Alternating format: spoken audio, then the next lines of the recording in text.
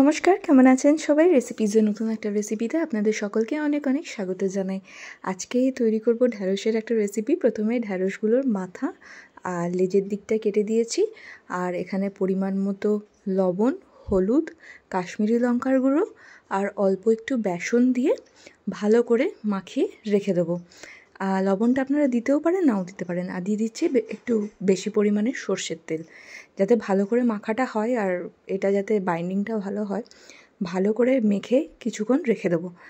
এখানে আমার ওটা অনেকক্ষণই রাখা হয়েছে। তার বেশ কিছুক্ষণ পরে আমি কড়াইতে একটু সর্ষের তেল গরম করে নিচ্ছি।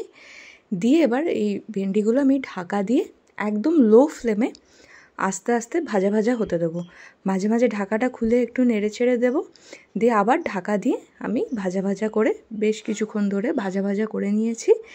এবার এটাকে আমি একটা থালায় নামিয়ে নিচ্ছি।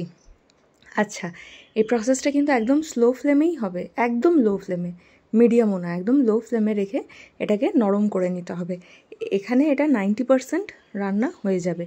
এবার দইয়ের যে মিশ্রণটা সেটা বানাবো। দইয়ের মধ্যে দিয়ে দিচ্ছি সর্ষের তেল, আর দিয়ে দেবো পরিমাণ মতো হলুদ গুঁড়ো, কাশ্মীরি লাল লঙ্কার গুঁড়ো, স্বাদ মতো লবণ আর একটু ধনে গুঁড়ো। ব্যাস, এই মশলা দিয়ে আর বেসন দিয়েছি, অবশ্যই বেসন দিয়ে ভালো করে এটাকে ফেটিয়ে নিতে হবে। বেশ কিছুক্ষণ ধরে ভালো করে ফেটিয়ে ওটাকে রেখে দিতে হবে। এবার কড়াইতে মশলাটা প্রিপেয়ার করব। সর্ষের তেল গরম করে তাতে জিরে, গোটা ধনে, কাঁচা লঙ্কা ফোড়ন দিয়েছি। এখানে আপনারা শুকনো লঙ্কা ফোড়ন দেবেন, আর হিং দিয়ে দিয়েছি। দিয়ে এবার আদা, কাঁচা লঙ্কা, টমেটো পেস্ট।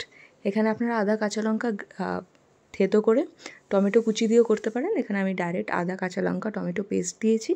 দিয়ে ভালো করে কষিয়ে নিয়ে দইয়ের যে মিশ্রণটা আমরা বানিয়ে রেখেছিলাম সেটা মশলার সাথে দিয়ে ভালো করে কষিয়ে নেবো। আর একটু চিনি দিচ্ছি। চিনিটা অপশনাল, আপনারা চাইলে দিতেও পারেন, কিন্তু যেহেতু এতে টমেটো পড়েছে, টক দই পড়েছে, এটা অনেকটাই টক হয়ে গেছিলো, সেটা যদি আপনাদের ভালো লাগে আপনারা খেতে পারেন। এখানে আমি টেস্টটা ব্যালেন্স করার জন্য একটু চিনি দিয়েছি। দিয়ে এবার ভেজে রাখা ভেন্ডিটা দিয়ে ভালো করে বেশ কিছুক্ষণ একদম লো ফ্লেমে, কিন্তু নাড়াচাড়া করার পর দেখবেন এরকমভাবে তেল